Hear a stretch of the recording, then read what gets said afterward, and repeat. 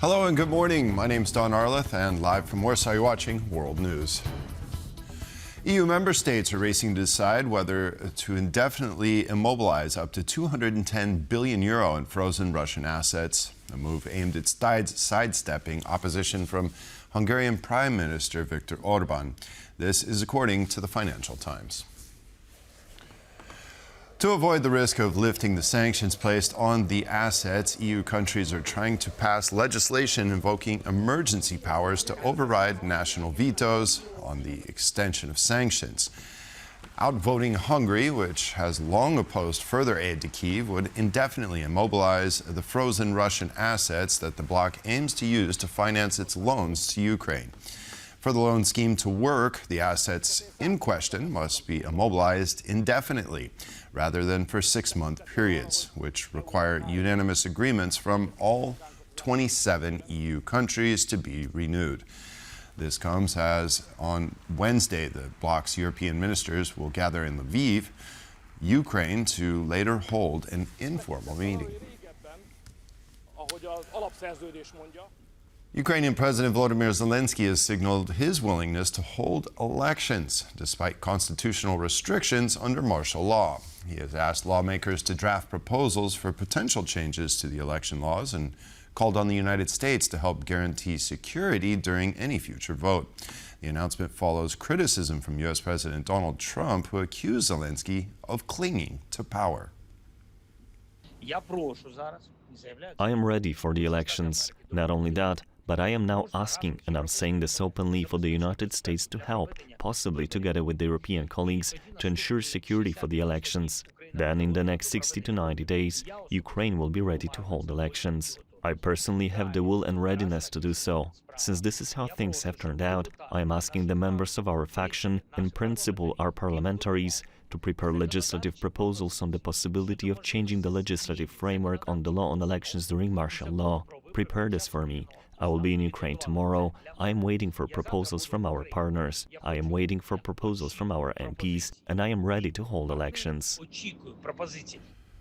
U.S. President Donald Trump had harsh words and sharp criticism for EU countries, telling Politico that their nations are in decline.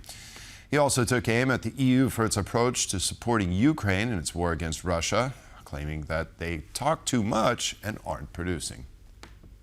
They're not doing a good job. Europe is not doing a good job in many ways. They're not doing a good job. I want to ask you about that. They talk too much, and they're not producing. We're talking about Ukraine. They talk, but they don't produce. And the war just keeps going on and on. They're decaying. They're decaying. You can imagine some leaders in Europe are a little freaked out by what your posture is, and European. No, they should be freaked out by what they're doing to their countries. They're destroying their countries. Well, European Council President. And they're people I like.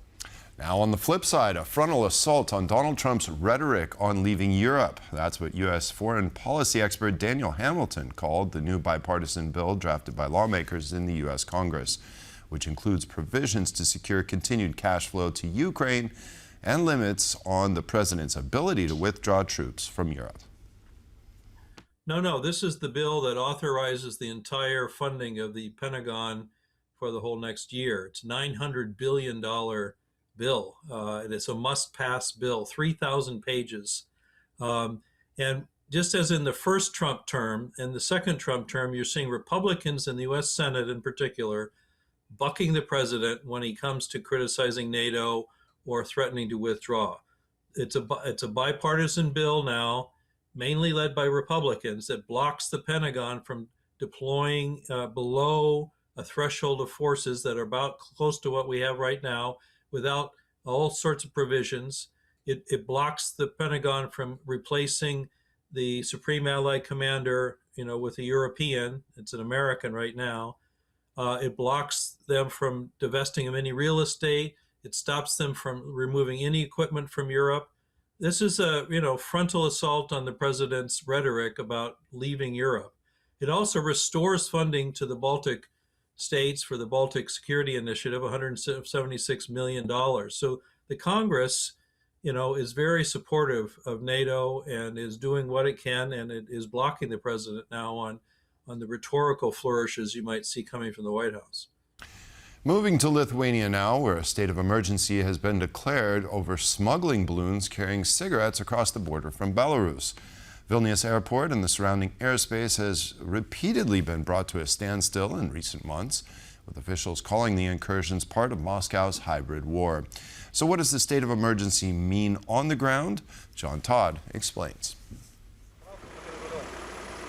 Soldiers on the streets of Vilnius. It's a sight set to become more likely after Lithuania's government on Tuesday declared an emergency over balloons from Belarus that have caused chaos in the country. The emergency situation gives the army the opportunity to participate jointly in patrols and vehicle controls, as well as to intervene in areas close to the border. The troops here are training to enforce a mock wartime curfew. If Parliament agrees, the army will be given permission to stop and search vehicles, limit access to territory, check people and their documents, and detain those resisting or suspected of crimes. This situation is expanded all over the Lithuanian territory, so that's why it concerns each and every part of the country. So far this year, the country has suffered 600 airspace violations by balloons used to smuggle cigarettes from Belarus and 197 drone incursions. It's caused chaos at Vilnius Airport, where 350 flights have been disrupted, affecting more than 51,000 passengers. The Lithuanian government says these incidents are hybrid attacks and blame Belarusian authorities for failing to stop the balloon and drone flights. The military police is involved. Also, there are also some tests going on how to neutralize these balloons. The military is also involved in tracking them using military radars as well. Vilnius lies just 35 kilometers from the border with Belarus. Experts say Moscow and Minsk are testing NATO with balloon and drone incursions at one of the alliance's most vulnerable points. They intentionally targeting that area which is adjacent to the Vilnius International Airport. It's nothing about smuggling anymore. It's a very well prepared special operation just to target our national security. The former Deputy Foreign Minister said the incursions are a test of NATO and should be tackled jointly by NATO countries. John Todd for TVP World. The European Commission has approved state aid for Poland's first nuclear power plant. According to the Polish government, this means the €45 billion construction could begin as early as December. This patch of cleared forest in Poland's north holds the key to the country's energy future. This is where Poland will build its first nuclear power plant. And on Wednesday, another hurdle in the project has been cleared. The European Commission approved Polish state aid for the station. This may sound technical, but the bottom line is that Poland can move forward with the construction process starting this year in December. Even if the construction efforts are to speed up in December, the site itself is far from silent. We're standing where the third reactor will be located, so we need very precise information as to how deep its foundation needs to go. The station itself isn't the only thing that needs to be built. The construction site needs a new road link, a new rail line and a purpose-built pier, as explained by an engineer who worked on the Finnish nuclear station in Olkiluoto. This blue strip right here is for heavy shipments, enormous components not allowed to float anywhere else.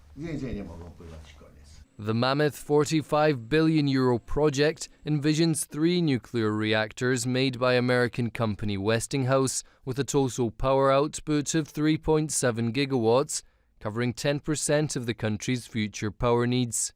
The government wants the first concrete for the reactors to be poured in 2028. The station could start commercial operations in 2036.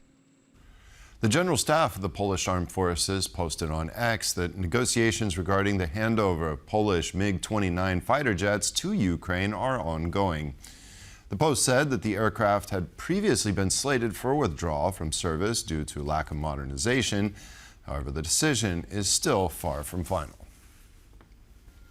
This is to inform that negotiations are ongoing with the Ukrainians regarding the transfer of MiG-29 aircraft. The transfer is related to the fleet reaching their target service life, as well as the lack of prospects for the further modernization by the Polish armed forces.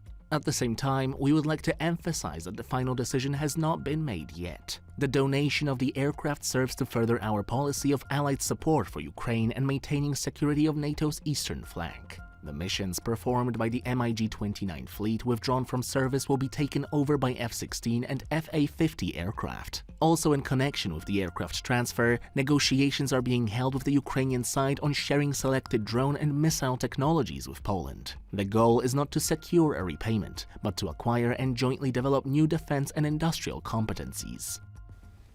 Google, the world's largest search engine, could be facing big fines here in Europe. Antitrust regulators have launched an investigation into whether the tech giant used publishers' online content and YouTube videos to train its artificial intelligence models. Here's more. Well, Google being investigated for fear that it is breaching antitrust rules in the European Union. What does that mean? It means the EU Commission, that building behind me, wants to find out whether or not Google's AI is being used to gather information from other websites and present it as Google's. That AI overview feature, when you put a question to Google's search engine, it gives you a short summary answer. Is it using information from other sources? And if so, is Google compensating those sources sufficiently? The other factor of this AI overview feature is that it is reducing traffic to news websites. The UK's Daily Mail saying traffic 50% down since this feature was launched. It comes, of course, in the context of a big clash between the US, big tech companies, and Europe. US officials, J.D. Vance, Marco Rubio, Elon Musk, a US unofficial perhaps, harshly critical of the EU's decision to enforce their own laws. Google says this is stifling innovation. The US government says it's an attack on big tech. The European Commission simply says they are enforcing European rules in Europe. In Brussels, I'm Alex Cadye for TVP World. The U.S. military is building up its presence in the Caribbean. Newly released footage shows the unloading of military cargo and the arrival of personnel on the shores of Puerto Rico. Armored vehicles, large containers, and dozens of troops, each carrying heavy-looking bags and equipment. This is an unusual beachfront view for Puerto Rico, a U.S. territory in the Caribbean. The deployment comes amid growing tensions between the U.S. and Venezuela, which lies directly to the south of the Puerto Rican archipelago. For months now, Washington has been pressuring Caracas with threats of military action and carrying out airstrikes on what it says are drug smuggling boats.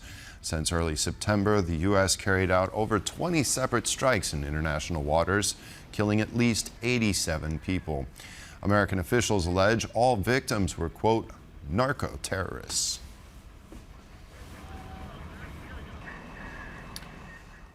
A raffle in Paris is offering the chance to win an original Picasso painting valued at 1 million euros. A chance to win will set you back 100 euros, and around 90% of the proceeds, which are expected to reach 11 million euros, will be donated to the French Alzheimer's Research Foundation. You can buy a ticket for 100 euros and you can win a Picasso that is valued 1 million euros. And there will be one winner, that's for sure. But if you don't win, you will have given 100 euros to Alzheimer's research. This disease is going to be more and more present in our society because we are getting older now. We can live older and we can maybe be very healthy very late. But if you have Alzheimer's, then even if you are healthy, life becomes so difficult for you and for your family and for your environment. And that's all for now here on World News. Thanks for watching and stay tuned for more here on TVP World.